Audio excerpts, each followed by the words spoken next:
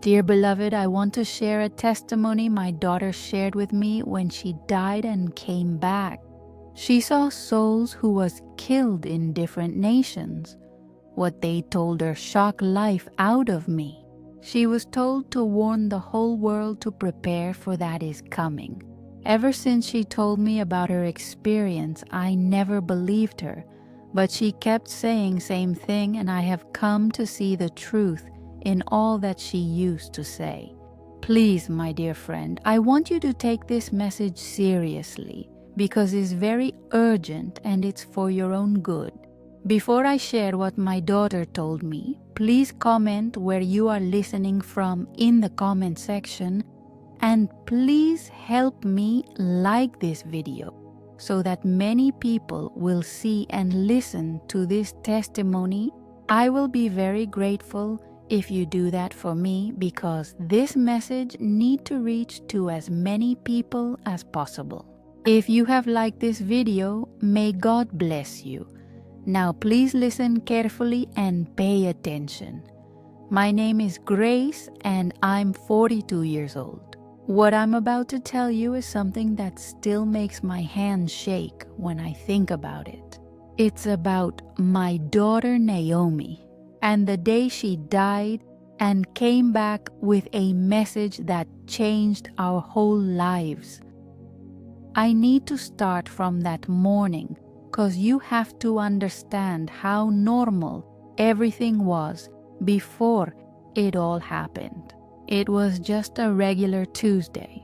Naomi was 13 years old then, my only child, my whole world after her father passed away 3 years before. She was the kind of girl who made everyone smile, always singing around the house, always praying with me before bed, always laughing at the smallest things.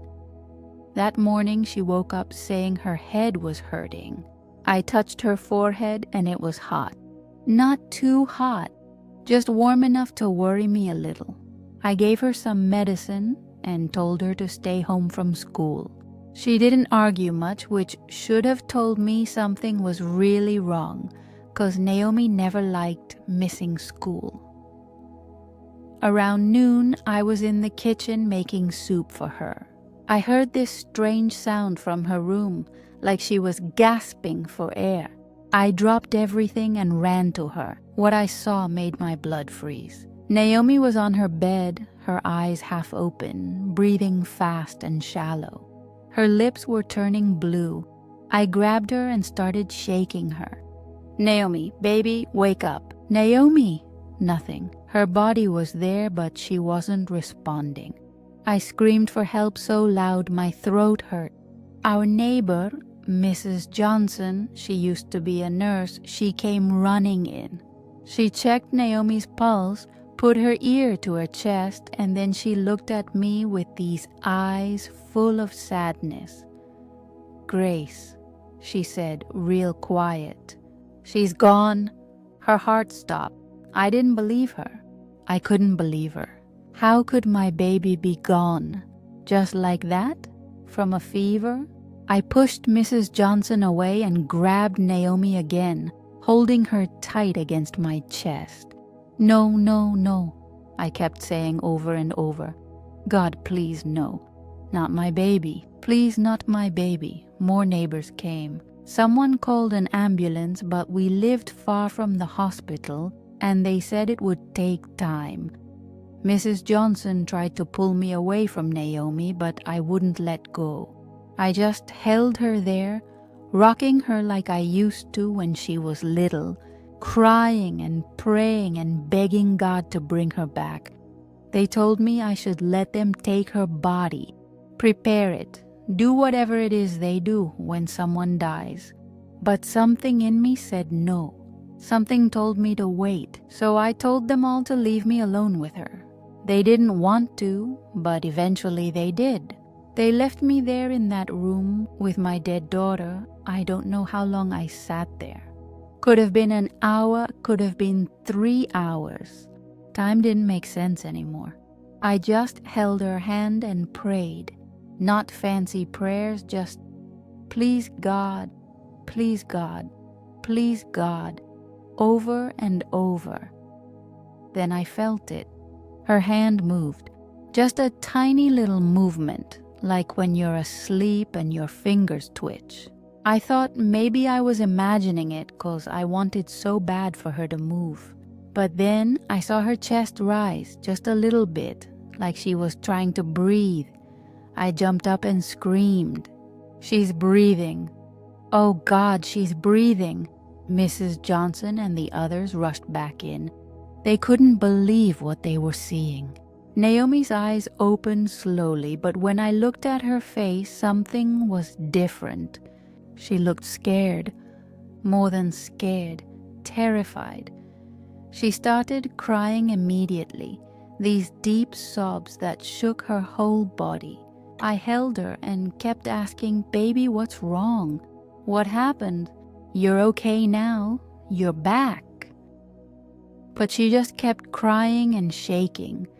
Finally, she looked at me with tears running down her face and said something I'll never forget. Her voice was shaking when she said, "Mama, their blood is crying. It won't stop crying." I didn't understand. "What blood, baby? Whose blood?" She gripped my hand so tight it hurt. "The innocent people, Mama. All the blood on the earth. It's crying out to God, and He hears every drop." That's when I knew something had happened to her while she was gone. Something big, something I couldn't explain. Over the next few hours, when she was strong enough to talk more, Naomi told me everything she saw. She said when she left her body, everything went dark at first. Then she saw a light far away and started walking toward it. When she got closer, she said she saw a river, but it wasn't made of water. It was made of blood. She said the river was so wide she couldn't see the other side. And in that river there were people, so many people, their hands reaching up toward the sky, crying out for justice. She said they were the souls of everyone who had been murdered. People killed in wars, in violence, in hatred. Children who never got to grow up. Mothers and fathers torn from their families. "The sound, Mama," she said, fresh tears coming down. The sound of their crying was so loud I covered my ears, but it didn't help. It went straight into my heart. Then she said Jesus appeared.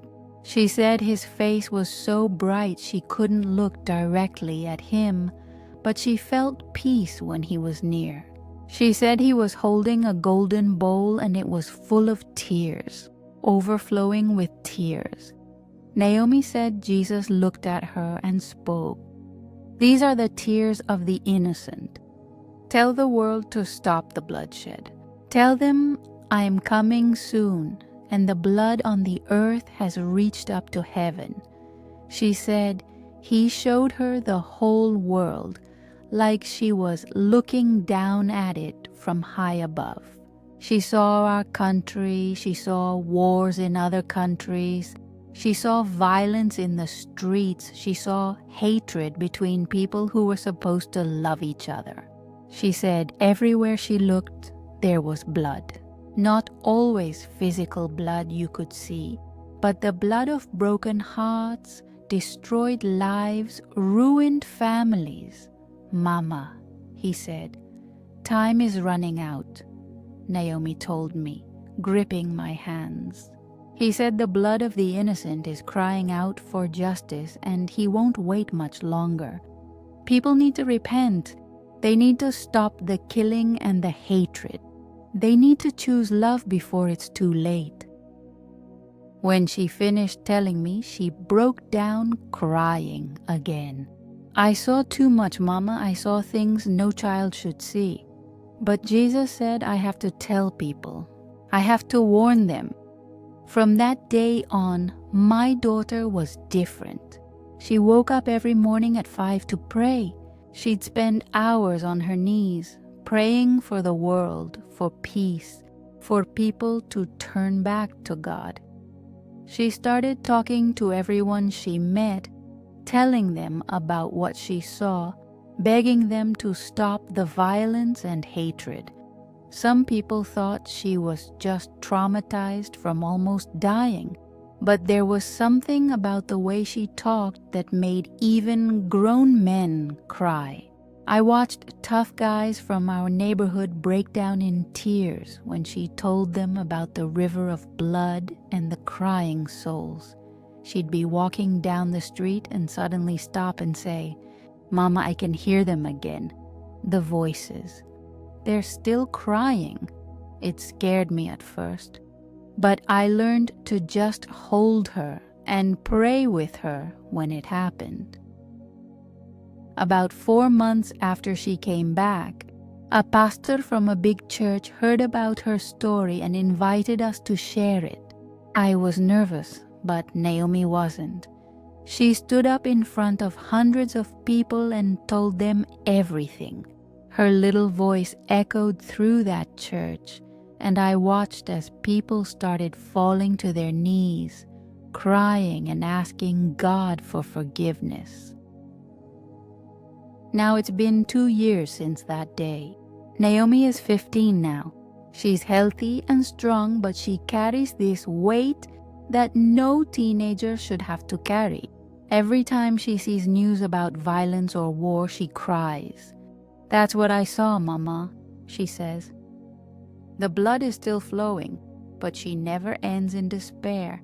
She always says, "There's still time. There's still mercy." Jesus said to tell people to stop the bloodshed before it's too late. I've told this story now in churches, in schools, online, anywhere people will listen. Not because I want attention, but because I believe my daughter's message is real. I saw her die. I saw her come back. I heard what she said. You can't go through that and doubt it. Every morning I watch her kneel and pray for the world. She prays for countries at war, for people filled with hate, for children suffering, for anyone who's hurt or hurting others. She says, "Mama, I'll keep praying until the crying stops." People ask me sometimes if I really believe everything she said. I tell them the same thing every time. I held my dead daughter in my arms. I felt her cold body. And then I watched her come back to life with a message from heaven. You don't get to experience that and walk away unchanged. So here's what I want to tell you, whoever's listening to this right now. My daughter saw something that most people won't see until it's too late. She saw that God is keeping track. Every act of violence, every drop of innocent blood spilled, every hateful word, every moment we choose anger over love. It's all being recorded, and it's all crying out to heaven. But the message isn't just about judgment. It's about mercy too. Jesus told Naomi to warn people because there's still time. There's still a chance to change. The river of blood doesn't have to keep growing. We can choose differently. You might be listening to this thinking it sounds crazy. A 13-year-old girl dies and comes back with visions of rivers of blood and crying souls. I get it. It sounds impossible. But impossible things happen every day. Dead people don't usually come back to life, but my daughter did. And she came back changed, carrying a message that's too big for her, but too important to ignore. Look at the world around you right now. Look at the news. Look at how people treat each other. Look at the violence, the wars, the hatred. Naomi didn't need a vision to see that. We can all see it. But what she saw was the other side. She saw how it looks from heaven. She saw God's heart breaking over what we're doing to each other. Every day I thank God for bringing my daughter back. But I also thank Him for the message she brought with her, because it woke me up. It made me realize that life is short and love is what matters. It made me see that every choice we make, every word we speak, every action we take, it all matters. It all counts. Naomi's 15 now, but she talks like someone who's seen eternity. She tells people, don't wait for a vision or a near-death experience to change your life. Change it now. Choose love now. Stop the hatred now, because time is running out and the blood on the earth is crying out for justice. I don't know when Jesus is coming back. I don't know what will happen to this world. But I know what my daughter saw was real. And I know that if a 13-year-old girl can come back from death with a message of hope and warning, then surely we can listen. The blood of the innocent is crying out. But there's still time for mercy. There's still time to change. That's the message. That's what Naomi came back to tell us. And that's what I'm telling you now. Don't let her message be in vain. Don't let the blood keep crying. Choose love. Choose peace. Choose mercy. While there's still time, thank you for listening. If you have been blessed, please like this video. It will help YouTube to show it to more audience who need to hear about these testimonies today. Also, share this video to your loved ones. It will be a great way to communicate Christ to others, and that will be the greatest gift you can give to those that you love. If you have any testimony you would want us to share to our audience and you feel that it will bless the body of Christ, you can leave a comment in the comment section. We will attend to it as soon as we receive it. If you are yet to subscribe to our channel, please do so. It's free and it's a way of joining this great community of believers. Join us today, and your life will not remain the same. Until next time, remain blessed.